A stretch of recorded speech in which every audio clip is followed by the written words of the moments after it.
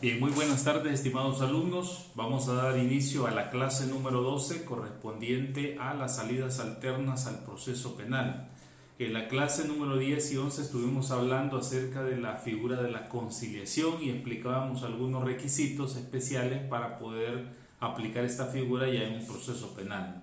Haciendo un breve recordatorio, estábamos hablando que en un primer momento deben de concurrir cualquiera de los delitos señalados en el artículo 38 del Código Procesal Penal. Luego el acuerdo es una figura que corresponde exclusivamente a las partes procesales, decíamos a la víctima y al imputado. Luego decíamos que también se pueden establecer condiciones de carácter patrimonial y no patrimonial. También teníamos que establecer un plazo, en vista de que nuestra legislación constitucional no admite penas perpetuas, y en este caso, aunque no sean penas, pero son medidas, tampoco pueden ser perpetuas. Y como último requisito decíamos, es necesario la homologación que el juez va a hacer, es decir, la autorización que éste debe hacer de las condiciones que se puedan establecer para ambas partes. Así también habíamos explicado una serie de circunstancias especiales que pueden darse en torno al cumplimiento o incumplimiento de esta figura de la conciliación. Me hacían dos preguntas sobre este tema y las tengo acá anotadas, las vamos a contestar antes de empezar con la nueva figura que corresponde ver en esta clase. Y me preguntaban cómo puede proceder la conciliación en un delito de homicidio culposo o en un delito culposo cuando este es cometido entre familiares, por ejemplo. Bien, recordemos que si, por ejemplo, hay unas lesiones culposas que se dan o un homicidio culposo entre la esposa, el esposo va manejando con su familia y desgraciadamente fallece la esposa y los hijos, acordémonos que el efecto de víctima pues alcanza también hacia los padres de la esposa fallecida, ¿no? Así como a los padres de ella, y ellas en un momento determinado podrían llegar a la audiencia y entablar una conciliación como tal. Es decir, el hecho de que también el esposo se vea perjudicado por la pérdida de sus seres queridos, eso no implica de que no pueda efectuarse una conciliación. Desde luego puede existir porque hay, digamos, familiares en segundo grado de afinidad y hasta cuarto grado de consanguinidad que pueden tener el efecto de víctima en este caso. O, por ejemplo, que hubiese quedado algún menor, pues hay un representante legal que puede asistirlo también. Entonces, en ese caso, sí se puede aplicar la figura de la conciliación. Otra de las preguntas que me hacían es que si hay justificante para la víctima en el caso de que sea esta persona la que no llega a la audiencia, no llega a la diligencia cuando se va a cumplir la condición. Y yo ponía el ejemplo cuando se ha establecido una fecha para la entrega de dinero y quien no llega es la víctima, ¿no? Es decir, a quien le van a entregar el dinero. Si hay justificación, pues ya sabemos que al impedido con justa causa no le corre término. En ese caso deberá demostrarlo que no hubo una causa legítima por la cual impidió asistir a esa diligencia judicial y por eso no se presentó. Y eso pues podrá reprogramarse y será considerado por el juez, desde luego. Ahora, si no hay presentación de justa causa o justo motivo de su incomparecencia, entonces sí, el juez tendrá la facultad de tomar la decisión de extinguir la acción penal o la resolución que le estime conveniente, debido a que esto pues también es una muestra de desinterés al proceso penal y especialmente a esta figura de la conciliación. Bien, habiendo contestado estas preguntas, vamos a entrar a analizar otra de las salidas alternas que se encuentran en nuestro Código Procesal Penal, el cual es el procedimiento abreviado. Este se encuentra regulado en el artículo 417 del Código Procesal Penal y tiene unos requisitos muy especiales que vamos a analizar en esta tarde para que podamos ir comprendiendo lo que significa esta figura, ¿no? El alcance y el efecto jurídico que puede tener. En un primer momento hay que establecer qué se entiende por un procedimiento abreviado. Y la manera más sencilla es hablar de un procedimiento abreviado, es hablar de una justicia negociada. ¿Y por qué se habla de una justicia negociada? Porque son las partes precisamente o principalmente la representación fiscal quien debe de proponer la aplicación de este procedimiento. y la negociación viene precisamente cuando el fiscal propone, digamos, un régimen de penas y este puede ser aceptado o no por la contraparte, es decir, por el imputado y su defensor también. Entonces, en esa vía se conoce como justicia negociada, porque el objetivo también de la aplicación de un procedimiento abreviado es, como su misma palabra lo dice, acortar el procedimiento y emitir una sentencia. Emitir una sentencia que al final, al tenor literal de nuestro Código Procesal Penal, cabe la posibilidad que no siempre sea condenatoria, podría ser absolutoria en un determinado caso, pero la regla general que se maneja en esta figura siempre, y por la experiencia que conocemos a través de los casos en los medios de comunicación y la misma experiencia profesional, nos ha enseñado que esta clase de figura se aplica siempre en delitos menos graves. Se aplica siempre en delitos menos graves y el objetivo es lograr una condena. El objetivo principal es lograr una condena para el imputado, pero que ésta a la vez sea reemplazada, o esta a la vez sea sustituida, es la palabra. Va a ser sustituida, y es donde surge la figura de la suspensión condicional de la ejecución de la pena, que ya lo vamos a explicar y a decir mejor. Entonces, en términos concretos, vamos a entender el procedimiento abreviado como un procedimiento de justicia negociada. ¿Por qué negociada? Bueno, porque el fiscal o la representación fiscal propone un régimen de penas en un determinado caso y este puede ser aceptado o no, o puede generar ya la negociación para que se pueda concretizar. Lo pudiera hacer en un determinado caso el defensor, pero no en sede judicial, sino que en términos prácticos el defensor pues empieza a negociar un procedimiento abreviado, diríamos en vía administrativa, en la sede fiscal, para que cuando se llegue a la sede judicial, a los tribunales, en el momento de la audiencia, el fiscal pueda hacer el anuncio de la posibilidad de aplicar un procedimiento abreviado. Ahora bien, después de haber explicado esa naturaleza jurídica y cuya finalidad es, como decíamos, acortar el proceso, y generalmente acá en El Salvador es lograr una sentencia condenatoria. Ningún representante fiscal va a otorgar un procedimiento abreviado con la idea de que tenga la posibilidad de aplicar o de dictarse una sentencia absolutoria. Siempre se hace con la finalidad de que se condene al imputado y que a la vez pues esta condena pueda suspenderse por las reglas que ya la misma ley establece. Entonces dice el artículo 417, desde el inicio del procedimiento hasta la fase de incidente de la vista pública se podrá proponer, dice, la aplicación del procedimiento abreviado previsto en este título cuando concurran los presupuestos siguientes. Bien, primero expliquemos algo. Dice, ¿en qué momento procesal se puede aplicar el procedimiento abreviado? Se establece desde el inicio del procedimiento hasta la fase de incidentes en la vista pública.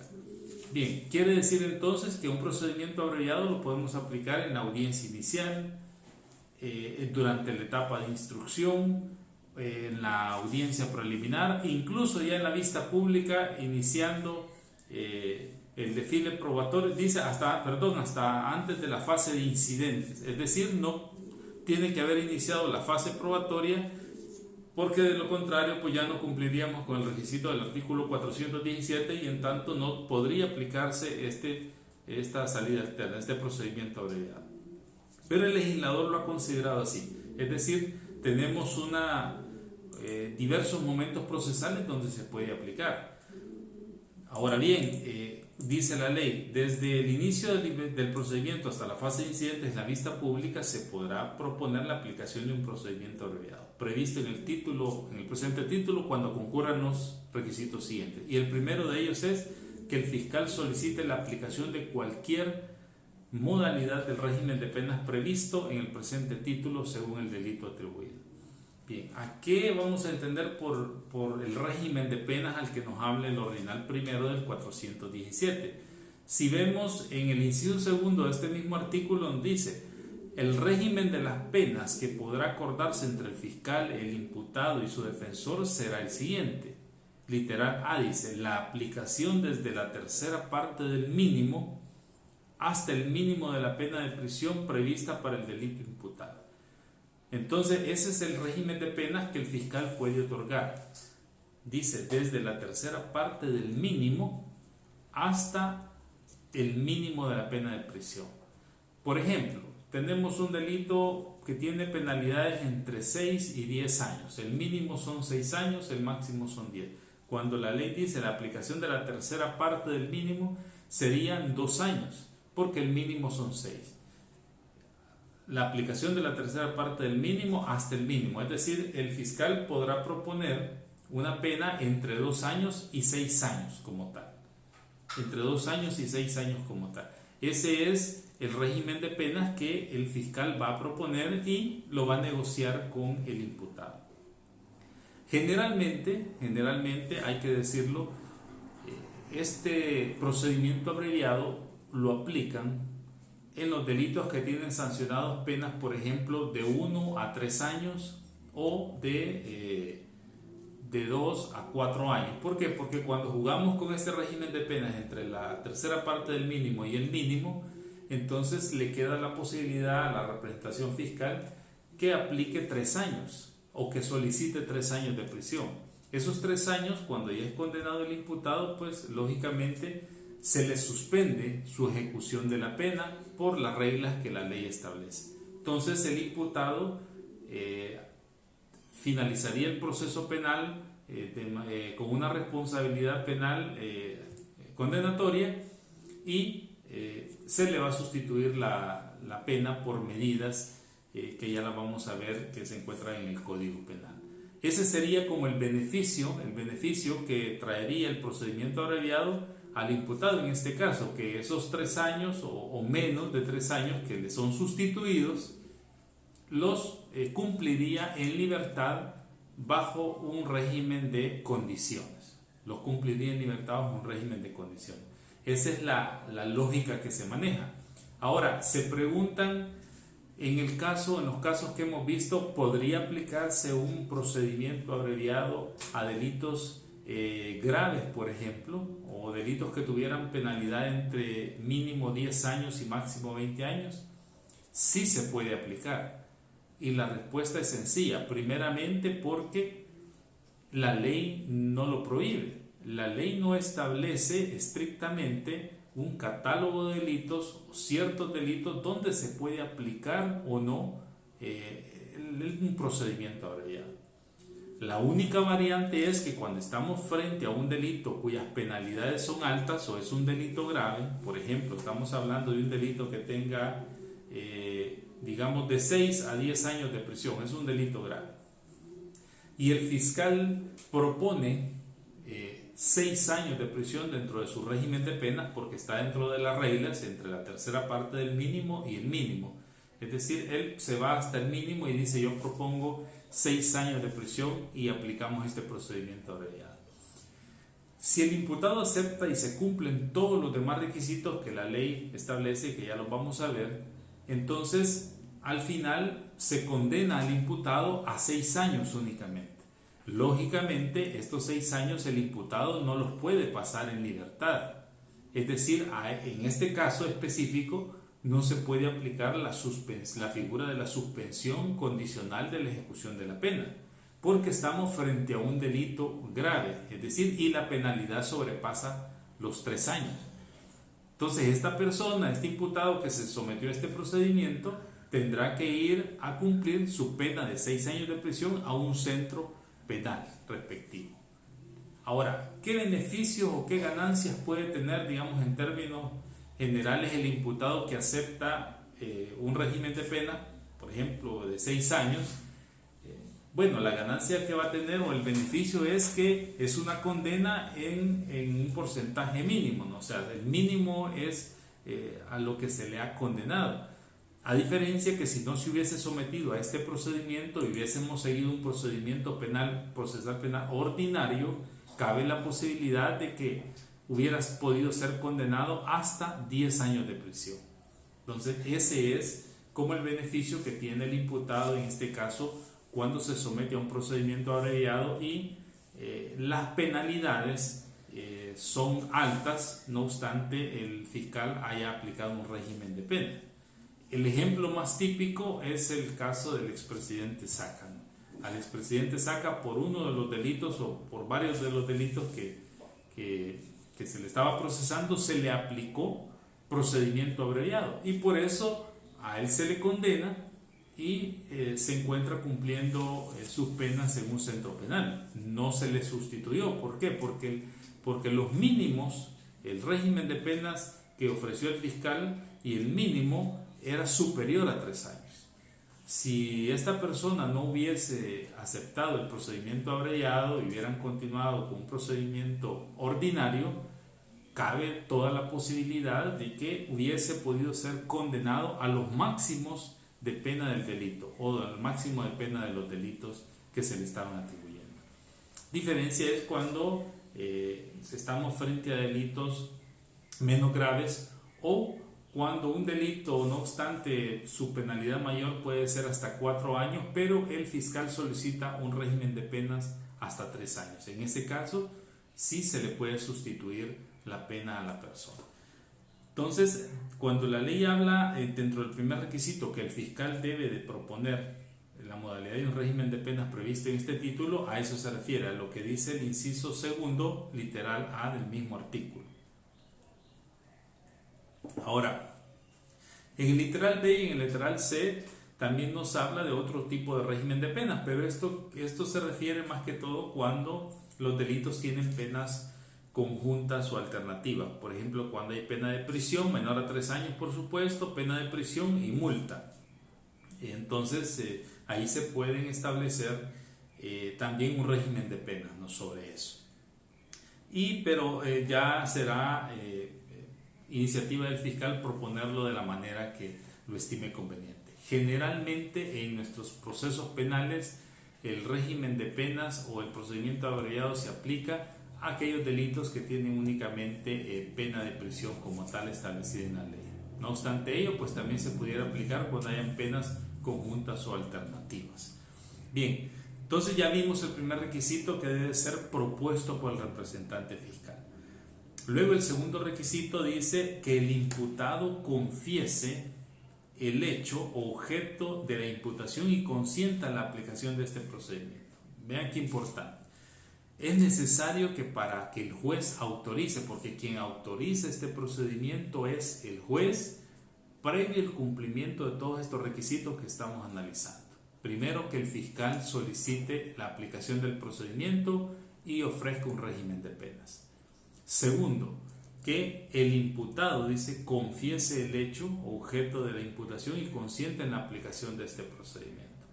Es importante hacer una aclaración en lo que significa que el imputado confiese el hecho o que el imputado admita los hechos. Son dos cosas muy distintas. Admitir los hechos, por ejemplo, yo como imputado los admito cuando me preguntan, ¿usted ha cometido el delito o está consciente que participó en este delito? Sí, estoy consciente que participé en este delito. Yo estoy admitiendo. Una admisión es una expresión que no tiene mayores detalles, no hay, digamos, una explicación detallada, no tiene una especificidad en los hechos o en mis grados de participación. Yo simplemente admito el hecho o admito que participé en el hecho. Pero la ley en este caso no se refiere a eso. Dice que el imputado confiese el hecho o objeto de la imputación. Cuando hablamos de una confesión, acá quiero que relacionen el artículo 90 del Código Procesal Penal y el artículo 258 también del Código Procesal Penal. Si nos vamos al artículo 90, vemos cuáles son las reglas para la declaración indagatoria. ¿Sí? Cuando hablamos de una declaración indagatoria, pues estamos hablando de que el imputado va a declarar sobre los hechos que se le están atribuyendo. Y dice el artículo 90 de la siguiente manera, para que se ubiquen. Dice: declaración indagatoria, advertencias preliminares. Antes de comenzar la declaración se comunicará detalladamente y de un modo comprensible al imputado sobre el hecho que se le atribuye y las circunstancias de tiempo, lugar y modo en la medida conocida, incluyendo aquellas que sean de importancia para la calificación jurídica. Un resumen del contenido de los elementos de pruebas existentes y las disposiciones penales que se busquen aplicar. Es decir, cuando el imputado llega a este momento procesal, le dice: sí, yo voy a confesar el hecho para someterme a este procedimiento abreviado. Esta es una de las primeras partes donde el secretario del juzgado va a hacer una explicación, o el juez va a hacer una explicación principalmente de el hecho que se le está atribuyendo, con todas las circunstancias de tiempo, lugar y espacio que puedan establecerse. Luego dice: se le advertirá también que podrá abstenerse de declarar y que esa declaración no será utilizada en su perjuicio, que es obligatoria la presencia de su defensor y que podrá consultarlo antes de comenzar su declaración. En este caso, si no está presente, se dará aviso de inmediato por cualquier medio para que concurra un defensor público. Esa es una circunstancia especial. También será obligatorio, dice, informarle que podrá requerir la práctica de medios probatorios, efectuar los descargos que considere conveniente. Es decir, antes de confesar, se le va a hacer una orientación al imputado sobre el momento que va a desarrollar en esta etapa procesal.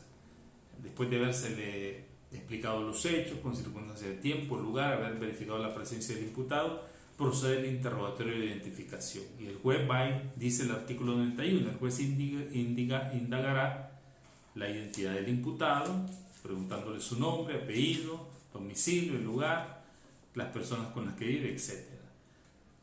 Posterior a eso viene la parte central, que es la declaración sobre los hechos. Dice: concluido el interrogatorio de identificación, el juez dará oportunidad al imputado para que pueda declarar cuanto tenga por conveniente sobre los hechos que se le atribuyen y para indicar los medios de prueba que él quiere establecer, porque aquí una declaración indagatoria también es un mecanismo de defensa del imputado, y en ese sentido debe garantizársele también el aporte de pruebas si los tiene.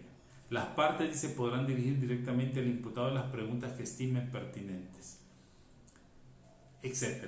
Y luego viene la declaración indagatoria, fíjense bien, constará en acta donde se reproduzca lo más fielmente posible las palabras del imputado. Es decir, la declaración del imputado debe ser con lujo de detalles sobre las circunstancias en las cuales se cometió el delito, cómo participaron en el delito, cómo se dio, etcétera, y cuáles son las personas involucradas, todos los pormenores que tienen que ver con el hecho punible.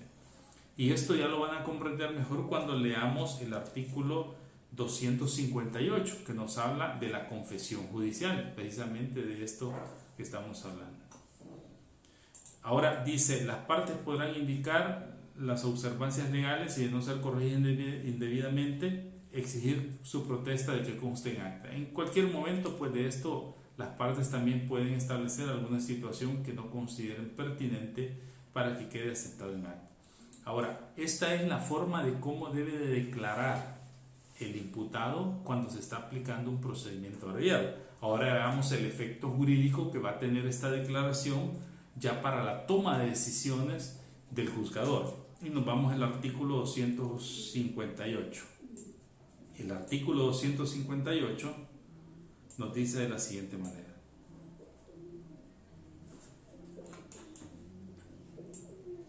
dice el artículo 258: